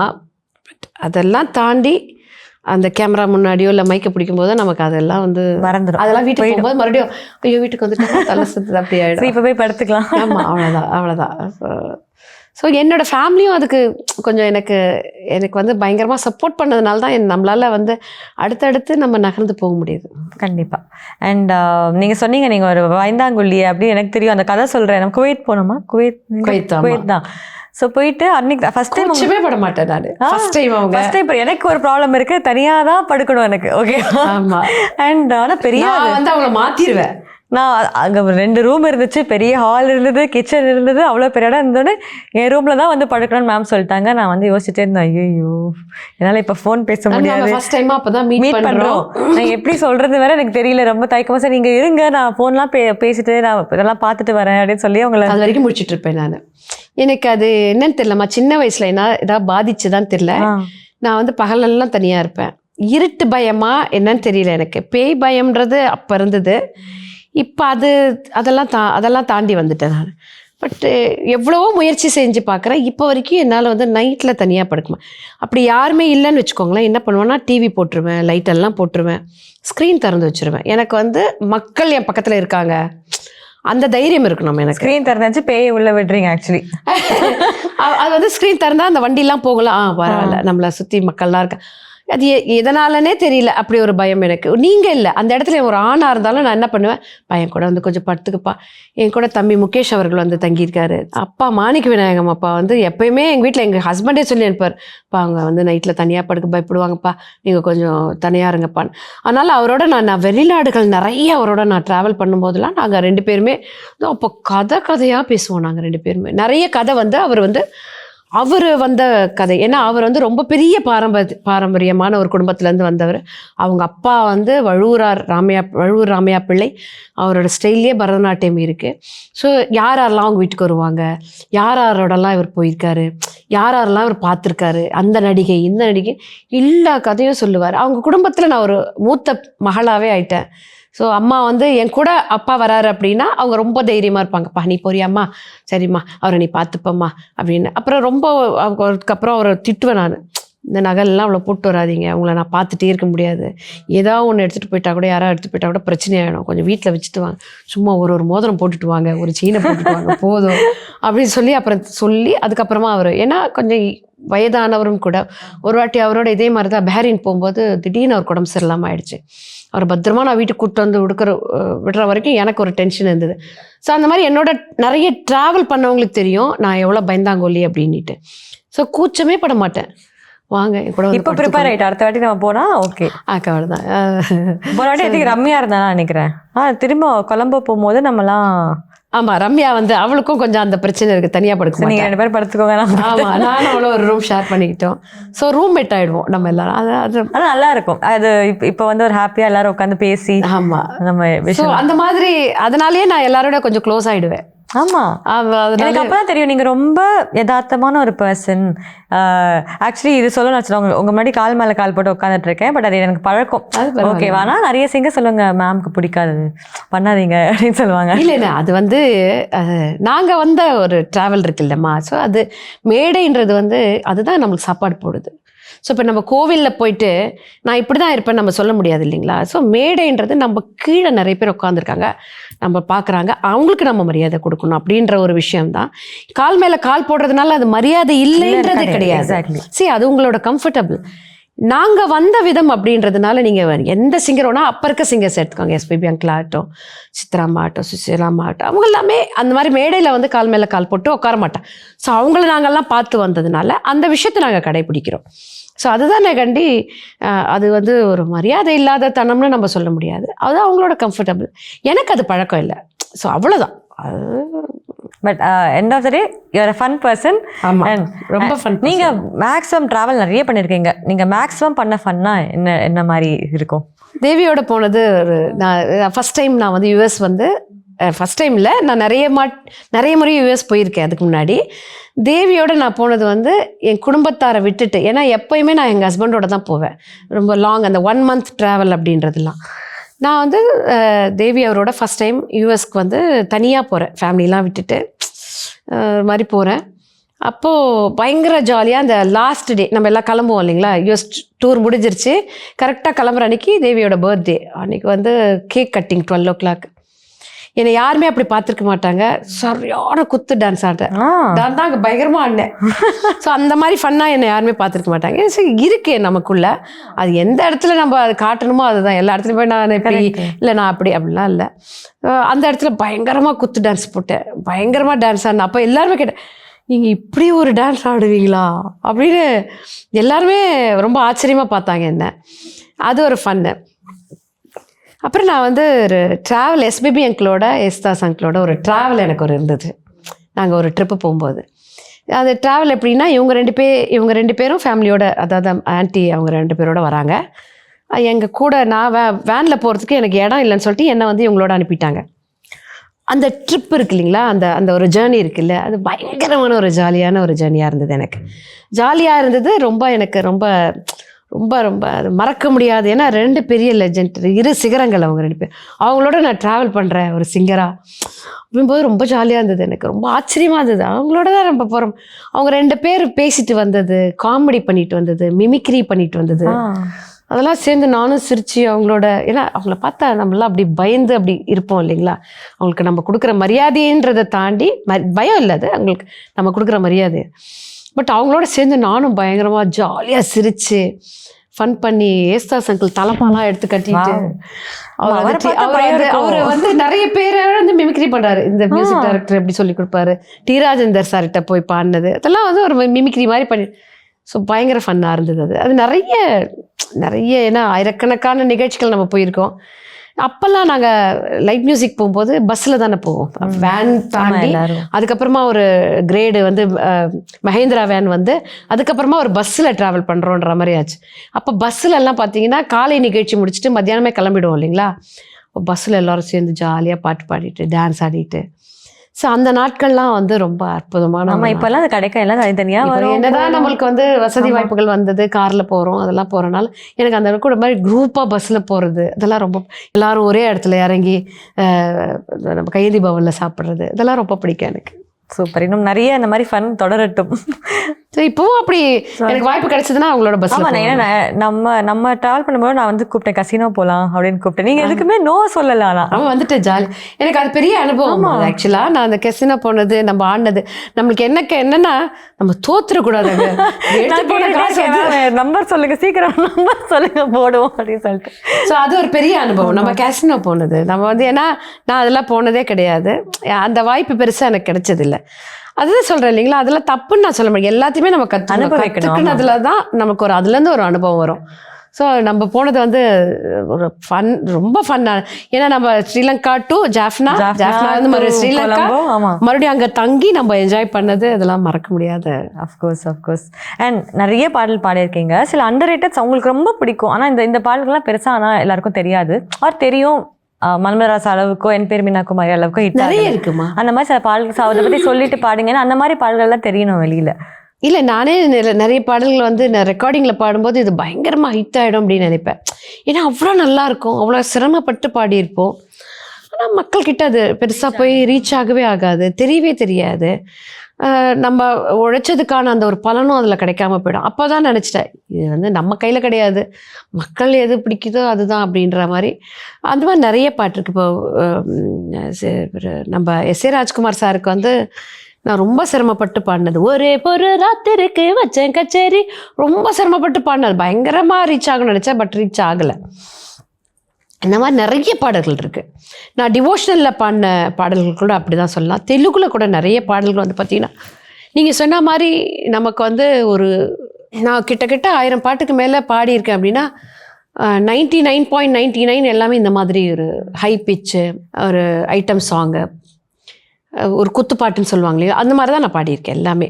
பட் அதில் நான் எங்கேயுமே வருத்தப்பட்டதே கிடையாது. ஏன்னா இவ்வளோ பெரிய ஒரு சினிமா உலகத்தில் நம்மளுக்கு ஒரு அடையாளம், அது ஒரு பெரிய அடையாளம் எனக்கு. அது நம்ம கஷ்டப்பட்டு அது வெளியில் தெரியாமல் போகும்போது கொஞ்சம் நம்மளுக்கு ஐயோ எனக்குன்றது இல்லை, அதில் நிறைய பேர் ஒர்க் பண்ணியிருப்பாங்க இல்லைங்களா. ஒரு டான்ஸ் ஆடி இருப்பாங்க, டான்ஸ் மாஸ்டர் இருப்பார், ஒரு ஹீரோ ஹீரோயின் இருப்பாங்க. படமே சில நேரங்களில் தெரியாமல் போன படங்களாக. இப்போ ராஜா சாருக்கு நான் பாடினது வந்து நிறைய பாடியிருக்கேன் அவருக்கு.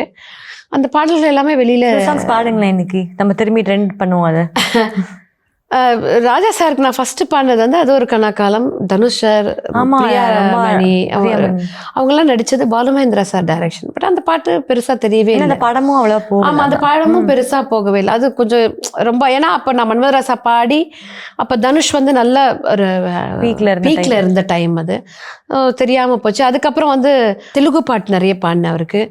அப்புறம் கரகாட்டக்காரின்னு ஒரு படம், அதில் வந்து 2 பாட்டு பாடினேன் நான் அந்த படத்துலேயே. ஒத்தருபா பாட்டு உனக்கு தெரியுமா அதை அப்படின்னு ஒரு நல்ல ஃபோக் சாங் அது. ஸோ அது தெரியவே இல்லை அந்த பாட்டு.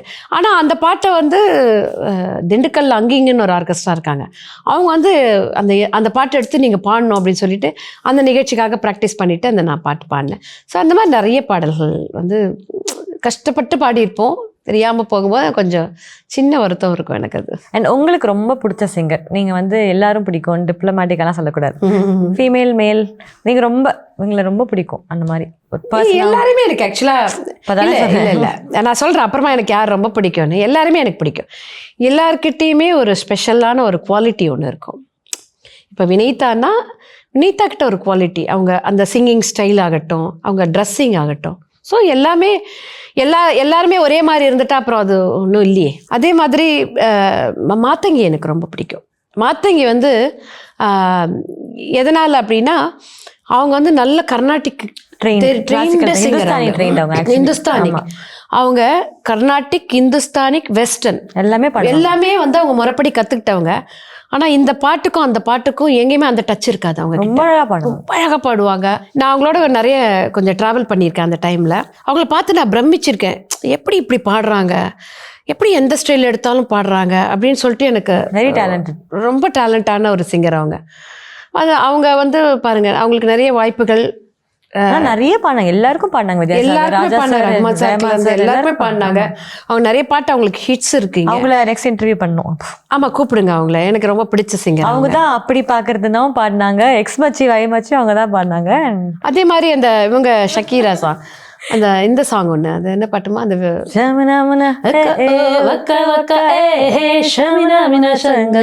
அந்த பாட்டு அவங்க வந்து ஸ்டேஜில் பாடினாங்க நம்ம ட்ரூப்ல, ஆஸ்திரேலியாவில், இது சாரி சவுத் ஆப்பிரிக்காவில். அப்போ அப்படியே பார்த்துட்டு அதே மாதிரி டான்ஸ் வேறு பண்ணாங்க. அந்த வெரி டேலண்டட் சிங்கர். ஸோ அவங்கள ரொம்ப பிடிக்கும் எனக்கு. பட் நான் வந்த டைமில் சித்ராம்மா எனக்கு வந்து அவங்கள வந்து என்னோட டார்லிங் சொல்கிறதா, குருன்னு சொல்கிறதா, என்னோட கடவுள் மாதிரின்னு சொல்கிறதா எதுவுமே எனக்கு தெரியாது. ரொம்ப பிடிக்கும் எனக்கு அவங்கள. நிறைய கற்றுக்கணும் அந்த மாதிரி சிங்கர்ஸ் கிட்டேருந்து. இப்போ வர சிங்கர்ஸ்லாம் வந்து நிறைய கற்றுக்கணும் கண்டிப்பாக. அவங்களுக்கு வந்து தாய்மொழி மலையாளம், அழகாக தமிழ் படிப்பாங்க, தமிழ் எழுதுவாங்க, தெலுங்கு படிப்பாங்க, தெலுங்கு எழுதுவாங்க, அதெல்லாம் கற்றுக்கிட்டாங்க அவங்க. அவங்கெல்லாம் எஸ்பிபி அங்கிள் ஆகட்டும், சித்ராக்காகட்டும், அவங்க ஒரு மேடைக்கு போகிறதுக்கு முன்னாடி எவ்வளோ ப்ராக்டிஸ், எவ்வளோ வந்து அவங்க அந்த வந்து அவங்க ஸ்ட்ரெயின் பண்ணிக்கிறாங்க, எவ்வளோ வந்து ஹோம்ஒர்க் பண்ணுறாங்க, அதெல்லாம் நம்ம வந்து கற்றுக்கணும். பட் அதெல்லாம் அவங்களுக்கு பார்க்குறதுக்கு முன்னாடியே எனக்கு வந்து அவங்கள ரொம்ப பிடிக்கும். பூவே பூச்சுடவால ஒரு பாட்டு ஃபுல்லாகவே அவங்க தான் பாடினாங்க. அப்போ அந்த டைமில் நான் ஸ்கூல், ரொம்ப சின்ன பொண்ணு நான், ஸ்கூல் டைம் எனக்கு. அப்போது யாருனே தெரியாத ஒரு முகம் தெரியாத ஒரு காதல், முகம் தெரியாத ஒரு காதல் நம்மளுக்கு வரும் தெரியுங்களா? யாருன்னே அவங்களுக்கு தெரியாது, குரலை மாத்திரமே கேட்டிருப்போம். ஏதோ ஒரு கற்பனையில் நம்ம வந்து அவங்கள ஒரு உருவம் வச்சுருப்போம், இவங்க இப்படி தான் இருப்பாங்க, அப்படி தான் இருப்பாங்க அப்படின்னு. அப்படியாகத்தான். ஏன்னா இப்போ இந்த மீடியாலாம் இருக்கிற மாதிரி கிடையாது. ஒரே ஒரு ரேடியோ. ஆமாம். அதுலேயும் அப்போ உங்கள் விருப்பம் போட்டாங்கன்னா தான் அதில் பாட்டு கேட்க முடியும் நம்ம. அதுக்கப்புறம் கூட அந்த கேசட்ஸ் வந்தது, அதெல்லாம் அப்போ வசதி கிடையாது. ஆமாம். அப்போல்லாம் அது டேப் ரெக்கார்டு வாங்குறதுக்கே ரொம்ப உண்டியில் சேர்த்து வச்சு வாங்கி, கேசட் வாங்குறதுக்கு அது ஒரு 80 ரூபா. அப்போ அது ஒரு பெரிய காசு நமக்கு. அப்போல்லாம் பேமெண்ட்டே 150 ரூபா 200 ரூபா தான். அதில் போய் 80 ரூபா கொடுத்து நம்மளால் வாங்க முடியாது. அப்போ ஒரு சூழல்லாம் இருந்தது. ஸோ அப்படியாக வந்து சித்ராம்மா வந்து எனக்கு ரொம்ப, அப்புறம் அவங்கள நேரடியாக பார்க்கக்கூடிய ஒரு வாய்ப்பு, அவங்களோட ட்ராவல் பண்ணக்கூடிய ஒரு வாய்ப்பு. அதுக்கு முன்னாடி சீனியர்ஸ்லாம் இருக்காங்க, ஜானகி அம்மா, சுசிலா அம்மாலாம் இருக்காங்க. அதெல்லாம் வந்து அவங்கெல்லாம் ஒரு கடவுள் ஸ்தானத்தில் ஆயிட்டாங்க. ஆனால் இவங்களோட நம்ம வந்து பழகும்போது அந்த ஒரு குழந்தைத்தனம், அவங்க வந்து அதனால அவங்கள ரொம்ப பிடிக்கும். மற்ற எல்லா சிங்கர்ஸுமே எனக்கு பிடிக்காதுன்னு நான் வந்து இது கேமராக்கு முன்னாடியோ அப்படிலாம் கிடையாது. எல்லார்கிட்டையுமே ஒரு திறமை இருக்கு. இப்போ வர சின்ன குழந்தைங்க கூட ரொம்ப அழகா பாடுறாங்க. ஐயோ ஆமா, எல்லா டேலண்ட் பயங்கரமா பாடுறாங்க. ஆச்சரியமா இருக்கு. மண்ணு சாப்பிட்டு இருந்த வயசுல எல்லாம் இப்ப இப்படி பாடுதுங்களே, அந்த மாதிரி. அதெல்லாம் வந்து கத்துக்கிட்டு வர்றது இல்லம்மா, அதெல்லாம் வந்து கருவிலேயே வர்றது. அது எல்லாமே கருவிலேயே இதுங்கெல்லாம் வந்து கத்துக்குதுங்க. ஸோ அதனால் அப்படி இருந்தால் தான் பாட முடியும்ல. எல்லாரும் மேம் இப்போ எல்லாம் எக்ஸ்போஷர் பிறந்ததுலேருந்து டிவி அதெல்லாம் தானே. ஸோ இன்னும் சீக்கிரமாக கேட்டு நான் இப்போ வரும்போது ரேடியோவில் ஒன்று கேட்டு வந்தேன். இப்போ இன்னைக்கு வந்து ஆக்சுவலாக வந்து குழந்தைகள், இந்த சின்ன குழந்தைங்க இருக்காங்களா 18 முன்னாடி, அந்த தினமா இந்த குழந்தைங்களெல்லாம் வேலை வாங்கக்கூடாது அப்படின்ற ஒரு அந்த சைல்ட் லேபர் இருக்காங்க இல்லையா, அது அப்போது அதில் சொல்லும்போது சொல்கிறாங்க, அந்த குழந்தை இதுவே மாறிடுது. அதுதான் அங்கே கஷ்டமாக இருக்குது. இப்போ சின்ன குழந்தைங்களாம் பாட வராங்க, அந்த குழந்தைத்தனமே போயிடுது அவங்க கிட்ட.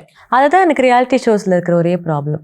அந்த குழந்தைத்தனம். ஏன்னா குழந்தையாக இருக்கணும், அந்த மழலையாக இருக்கணும். அந்த மழலையாக தான் நம்மளுக்கு அது பிடிக்கும். அந்த மழலையாக பேசுறது, மழலையாக பாடுறது, மழலையாக ஏதாவது கேள்வி கேட்குங்க நம்மள என்னன்னே தெரியாமல். அதெல்லாம் கொஞ்சம் மிஸ் ஆயிடுச்சுல. அதுதான். ஸோ ஆனால் அது எல்லாரையுமே எனக்கு பாடும்போது, எல்லாரையுமே எனக்கு இந்த சிங்கர்ஸாக எல்லாருமே பாடும்போது எனக்கு பிடிக்கும். எனக்கு அந்த மாதிரி என்னோட ஃபேவரட் வாய்ஸ் வந்துட்டு எப்போவுமே நீங்கள் சொன்னீங்களா, அந்த முகம் தெரியாத கண்ணு, சரளதா மேமோட வாய்ஸ் அவ்வளோ பிடிக்கும், அவ்வளோ லவ் அவங்க மேலே எனக்கு இப்போ வரைக்கும். நம்மெல்லாம் வந்து என்னென்னா, நம்மளுக்கு என்ன கிஃப்ட்னா அவங்களோடலாம் ட்ராவல் பண்ணியிருக்கோம், அவங்களோட வேலை செஞ்சுருக்கோம். அப்படி சொர்ணலதா அவங்க வந்து நம்ம கச்சேரிக்கு நிறைய வந்திருக்காங்க. ஆக்சுவலி நான் அவங்களோட பெருசாக பழகினதில்லை, அதனால் நீங்கள் பழகிருப்பீங்களா, அவங்க வந்து நிறைய நம்ம கச்சேரிக்கு வந்திருக்காங்க. அவங்க ஆரம்ப காலத்துலேருந்தே அவங்க ஃபஸ்ட்டு எம்எஸ்வி சாருக்கு பாடி, அப்புறம் அவங்களோட சாங்ஸ் எல்லாம் ஹிட் ஆகிட்டு, அப்புறம் அவங்களோட அந்த போராளே பொண்ணு தாயி பொல வென்று கண்ணீர் விட்டு, ஐயோ கேட்கும்போது ஆட்டோமேட்டிக்காக நம்ம கண்ணில் தண்ணி. என்ன ஒரு வாய்ஸ், அந்த வாய்ஸில் ஒரு சோல் வந்து அவங்களும் அப்படி தான் ஒரு நிறைய என்ஜாய் பண்ணவே இல்லை அவங்க லைஃப்பை. ஒரு வட்டத்துக்குள்ளேயே இருந்துட்டு நிறைய விஷயங்கள் பார்க்காம ஒரு இளமையிலேயே அவங்களுக்கு மரணம் தழுவினது வந்து ரொம்ப வருத்தமான ஒரு விஷயம். பட் எல்லாருக்குமே பிறப்புன்னும் போது இறப்பு ஒன்று இருக்குது. பட் என்னென்னா கலைஞர்களுக்கு அவங்க விட்டு போன அந்த ஒரு விஷயம் வந்து இப்பவும் வாழ்ந்துட்டு இருக்காங்க நம்மளோட. அதுதான் நமக்கு பெரிய சந்தோஷம். மேம் இன்னும் நிறைய ஹிட் சாங்ஸ் இருக்குது, நம்மளுக்கு வந்து இன்னும் ஒரு நிகழ்ச்சியே பண்ணலாம். ஆனால் வந்து ஃபேமஸ் சாங்ஸ்லாம் நான் வந்து சொல்லிடுறேன். எங்களுக்கு பிடிச்ச சாங்ஸ் கும்பிட போன தெய்வம் அகைன் சம பாட்டு. இன்னைக்கு வரைக்கும் அந்த 6/8 மெட்லியில் அந்த பாட்டு இல்லாமல் இருக்காது. அது ஒரு பக்கா டிவோஷனல் தான். அது வந்து ரொம்ப ஜாலியாக பண்ணதுனால அது வந்து ஒரு ஜாலி சாங் மாதிரி ஆயிடுச்சு. அது லிரிக்லாம் கூட பார்த்தீங்கன்னா ஆமாம், அது ரொம்ப ஃபுல்லாக ஒரு இதுதான் இருக்கும். எல்லாம் தெரிஞ்சவடா இந்த முத்து மாதிரி அப்படின்ற மாதிரி எல்லாமே ஒரு அம்மன் வந்து கேட்குற மாதிரி தான் இருக்கும். அது அந்த ரெக்கார்டிங் அப்படி தான் ரொம்ப ஃபன்னாக போன ஒரு ரெக்கார்டிங். தினா சாருக்கு வந்து மன்மத் ராசாக்கு அப்புறம் நானும் சங்கர் மகாதேவன் சார் அதே காம்பினேஷனில் நான் 2 பேருமே. அதே ஹீரோயின் கூட இல்லையா? இல்லை, அவங்க ஹீரோயின் ஆக்ட் பண்ணியிருப்பாங்க, அதில் ஆடி இருப்பாங்க. இல்லை சும்மா இதில் வந்து கெஸ்ட் ரோல், அந்த ஒரு பாட்டுக்கு மாத்திரம் சாயா சிங் அதே. ஆமாம், அவங்களுக்கு 2 சாங்குமே எனக்கு நல்லா ஹிட் ஆச்சு. அது அகெயின் சிஎம் சாருக்கு, விஜய் சாருக்கு நம்ம பாடினது. பால ஊத்துடா கூழ ஊத்துடா வேண்டிக்கிட்டு சூட ஏத்துடா அட வெட்டு ஒண்ணுடா துண்டு ரெண்டுடா வெட்டி வச்ச தேங்காயில பூஜை பண்ணுடா டே அப்படின்னு இருக்கு இல்லைங்களா. அந்த நான் தான் சொல்லுவேன், ஏன்னா உச்சஸ்தாயில் அப்படி ஒரு சங்கதி பாட முடியலடா அப்படின்வேன். ஸோ அந்த பாட்டு வந்து ரொம்ப எனக்கு மன்மதராசாக்கு அப்புறம் பயங்கரமான ஒரு ஹிட்டான சாங் அது. ஷார்ட்டாக பாடிட்டீங்களே. சங்கர் மகான் சார் வரச்சிங்கன்னா அவர் கும்பிட போன தெய்வம் உன் குறுக்கே வந்ததடா, அட குறுக்கே வந்த தெய்வம் உன் கூட ஆடுதடா, பாலை ஊத்துடா கூட ஊத்துடா வேண்டிக்கிட்டு வேண்டிக்கிட்டு சூட ஏத்துடா, அட வெட்டு ஒண்ணுடா துண்டு ரெண்டுடா வெட்டி வச்ச தேங்காயில பூஜை பண்ணுடா. Okay good night. ஸோ இதெல்லாம் வந்து ரொம்ப ஃபன்னாக பண்ண ஒரு பாட்டு. அடுத்து வந்து ராங்கி ரங்கம்மாங்கிற பாடல் மணிஷர்மா சார். அவரும் ரொம்ப பிடிச்ச ஒரு கம்போசர். ஆமாம், அவர் வந்து ஆக்சுவலாக அவர் இந்த பாட்டு வந்து தெலுங்குல பயங்கர ஹிட். ராங்கி ரங்கம்மா வந்து தெலுங்குல வந்து ஹிட். நீங்கள் சொன்ன அக்கா ஸ்வர்ணலதா அக்காவும் உதித் சார், நானும் உதித் சார் வந்து தெலுங்குலையும் நிறைய பாடியிருக்கோம். இந்த பாட்டு வந்து உதித் சார் தமிழில் அவரும் நானுமா பாடினது. மணிஷர்மா சார் வந்து ரொம்ப ஓப்பன் வாய்ஸ் வேண்டாமா கொஞ்சம் சாஃப்டா அப்படின்னு சொல்லி பாடின பாட்டு இது. அகைன் தனுஷ் அவர்களுக்கு நான் பாடினது. ராங்கி ரங்கம்மா ரவுக்க எங்கம்மா, ராங்கி ரங்கம்மா ரவுக்க எங்கம்மா போலாமா, ஏண்டி என்னம்மா ஏக்கம் தானம்மா நீ வாமா, ஆசை தோசை ஆப்போ வடதானே ஆள பாரு அல்வா கடதானே, குத்தாம குத்துது தன்னன்னா தானா தானா பாட்டு. மணிஷர்மா சாருக்கும் நான் நிறைய பாடல்கள் பாடியிருக்கேன். அதில் ஒரு நல்ல ஹிட் சாங் இது எனக்கு தமிழில். அனதர் சிஎம் சாங் வந்து சுறாங்கிற படத்தில் வந்துட்டு அது அதுவும் மணிஷர்மா சார் தான். ஆமாம், அதுவும் ஒரு நல்ல சாங் அது. பட் அது படம் சரியாக போனால அந்த பாட்டு வந்து கொஞ்சம் பெரிய அளவில் ரீச் ஆகலை அப்படின்னு நான் நினைக்கிறேன். பட் விஜய் ஃபேன்ஸ் எல்லாருக்குமே இந்த பாட்டு நல்லா தெரியும். நம்ம விஜய் ஃபேன்ஸ் எல்லாருக்குமே நல்லா தெரியும். பட் கும்பிட போன அளவுக்கு குண்டுமாங்க அளவுக்கு இந்த பாட்டு பெருசாக நிறைய பேருக்கு தெரியல, அது நான் பாடியிருப்பேன் அப்படின்னு சொல்லிட்டு.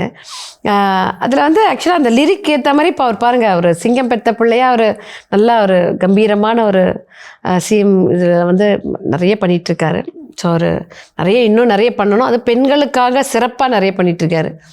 அது தொடரணும்னு ஒரு கோரிக்கையை வச்சுட்டு காலமே பதில் சொல்லட்டும். ஆமாம், வங்க கடல் எல்ல நான் சிங்கம் பத்த புள்ள சீரிப்பாயும் என்ன சீண்டி பார்க்காத, ஆடு புள்ளி ஆட்டம் அது தானா தாடு புள்ளி ஆட்டம் ஆடி பார்ப்போமா. ஆக்சுவலாக அந்த சரணம் ஆக்சுவலாக நல்லாயிருக்கும் அந்த பாட்டில் வந்து. தன் பூக்காரனே தானா பூ வைக்கவா தொடு தொடு மச்சானே தானா அப்படி ஒரு மாதிரி எங்கே போய் எப்படி வருதுன்னே தெரியாது அந்த பாட்டு. ஒரு மாதிரி ஒரு ஃப்ளோவில் இருக்கும் அந்த பாட்டு. ஸோ ஃபுல்லாக தெரியல, சாரி எனக்கு. அண்ட் அகைன் யுவன் சங்கர் ராஜாவோட நிறைய ஒர்க் பண்ணியிருக்கீங்க. அண்ட் யுவன் சங்கர் ராஜாவோட நான் ஒரு 2 படம் ஒர்க் பண்ணேன் நான். புதுப்பேட்டைன்னு ஒரு படம், அதில் நான் பாடினேன். பட் அந்த பாட்டு வந்து வரவே இல்லை, படத்துலேயே வரல. என்ன சொல்கிறீங்க? ஆமாம், படத்துலேயே வரல. அது ரொம்ப எதிர்பார்த்தேன். அந்த இது வந்து நம்ம இசைத்துறையில் இப்போ சாதாரணமாக நடக்குது. ஆக்சுவலாக விஜய் சாருக்கு வந்து நான் பாடினது 4 பாட்டு. 4 பாட்டு நான் பாடினது, ஒரு பாட்டு வந்து வரல, வேறு குரலில் வந்தது. அதே மாதிரி புதுப்பேட்டையில் பாடினது வரவே இல்லை. அதுக்கப்புறம் இந்த படம் ராஜபாட்டைன்னு சொல்லிட்டு விக்ரம் சார் மூவி, அதுவும் ஆக்சுவலாக நல்ல பாட்டு. நான் மனோ சாரோட பாடின ஒரு பாட்டு, மனோண்ணாவோட பாடினது. வில்லாதி வில்லன்கள் எல்லோருமே என்னை விலை பேச வந்தார்களே ஒரு ஒரு வெஸ்டர்ன் ஸ்டைலில் இருக்கிற பாட்டு. அந்த பாட்டில் ஒரு 9 கெட்டப்பில் விக்ரம் சார் அந்த பாட்டில். ஸோ ரொம்ப ரொம்ப அழகான பாட்டு அதுவும்.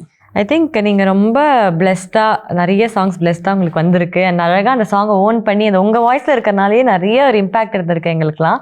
அண்ட் இது தவிர்த்துமா நான் தமிழில் இருந்து எனக்கு ஆசைப்பட்ட சில பாட்டுலாம் தெலுங்குல வாய்ப்பு கிடைச்சிச்சு. ஆமாம், கரெக்ட். பாருங்க, தெலுங்குல நான் பாடினேன். இப்போ வந்து கண்டா வர சொல்லுங்க சாங் வந்து ஆக்சுவலாக ஒரு நல்ல வாய்ஸ் அந்த அம்மா. அது அந்த பாட்டு வந்து தெலுங்குல நான் பாடினேன். அதே மாதிரி வாடி ராசாத்தி முழுசா புதுசா தனனா நானே வாடி அது வந்து எனக்கு யார் பாடினாங்கன்னு ஃபர்ஸ்ட் தெரியல. பிரதீப்போட அம்மா அப்புறமா தான் தெரியும். பிரதீப் வந்து சொன்னார் எங்கள் அம்மா தான் பாடினாங்க அக்கா இந்த பாட்டு அப்படின்ட்டு. அப்போ நான் சொன்னப்பா எனக்கு ரொம்ப சந்தோஷப்பா, யார் பாடினாங்கன்னு தெரியல, பட் தெலுங்குல நான் பாடினேன். எனக்கு வந்து அந்த இமிட்டேட் பண்ணி பாடுறது வந்து ரொம்ப எனக்கு சந்தோஷமா இருந்துச்சு. அதே மாதிரி வைக்கம் விஜயலட்சுமி அம்மா பாடின நிறைய தமிழ் பாட்டு வந்து நான் தெலுங்குல சூர்யா சார் நடித்த தமிழ் வந்து வெங்கட் பிரபு மெயின் ரோல் பண்ணியிருப்பார். அதில் அந்த படத்தில் வந்து ஆக்சுவலாக நான் பாடின ஒரு ஸ்டைல் எல்லாமே பார்த்தீங்கன்னா இந்த ஐட்டம் சாங் அப்படி. ஆனால் வைக்கம் அம்மா பாடின அந்த ஒரு இது வந்து தெலுங்குல நான் பாடினது எனக்கு ரொம்ப பிடிச்சிருந்தது. அப்படியே அது பாடுறதுக்கு எனக்கு ரொம்ப ரொம்ப அந்த அம்மா மாதிரி பாட முடியாது, பட் அது கொஞ்சம் மேட்ச் பண்ணுற மாதிரி நான் அந்த பாட்டை எடுத்துகிட்டு போய் பாடினது வந்து எனக்கு ரொம்ப அது என் லைஃப்பில் ரொம்ப ரொம்ப பிடிச்ச பாட்டு அது. அதே மாதிரி வாடி ராசாத்தி, அப்புறம் ஊராரம் புளிய மரம், அது தெலுங்குல நான் பாடியிருக்கேன். எம்மாடி ஆத்தாடி, தெலுங்கு லிரிக் தெரியாது எனக்கு, தமிழ்லேயே பாடுறேன். எம்மாடி ஆத்தாடி பாடலாம். எம்மாடி ஆத்தாடி தமிழ்ல இருந்து தெலுங்குல நான் பாடினேன். அதே மாதிரி வீரம் படத்துல வந்து ராஜலட்சுமி பாடியிருப்பாங்க தமிழ்ல, அது நான் தெலுங்குல பாடினேன். ஸோ இப்படி நிறைய பாடல்கள் தமிழ் டு தெலுங்குல நான் வந்து நிறைய பாடல்கள் பாடியிருக்கேன். இன்னும் லிரிக்லாம் கொஞ்சம் மேம் நிறைய பாடல்கள் இன்னும் நிறைய பாடுங்க எங்களுக்காக, இன்னும் நிறைய டிராவல் பண்ணலாம், என்ஜாய் பண்ணலாம். கண்டிப்பா வந்து ஏன்னா உங்களோட 2 டிராவல் நான் பண்ணியிருக்கேன். ரெண்டுமே அப்ராடு. அதில் வந்து ஒன்று ரொம்ப லாங் டிராவலாக நம்ம போனோம், ஸ்ரீலங்கா டு ஜாஃப்னா. ஜாலியாக இருந்தோம், ரொம்ப ஜாலியாக இருந்தது. அந்த நிகழ்ச்சியில் வந்து ஒரே பூச்சிகள் தான் நம்மளை விட ஜாஸ்தி இருந்தது, மக்களை விட பூச்சிகள் தான் இருந்தது அங்கே. ஸோ அதெல்லாம் ரொம்ப ஃபன்னான ஒரு விஷயம், நிறைய ட்ராவல் பண்ணலாம் கண்டிப்பாக. JNN Institute of Engineering. Join CSE, AI and ML, Cyber Security, MBA and more. TNA Counseling Code 1126 near Red Hills, Chennai. Chera Home Junction presents Mid-Year Mega Home First, June 5th to June 28th, up to 50% offer. Sundarapuram and Cross Cut Road, Coimbatore. உண்மை பேசும் மக்கள் ஊடகம் SS News Digital 24/7 connected.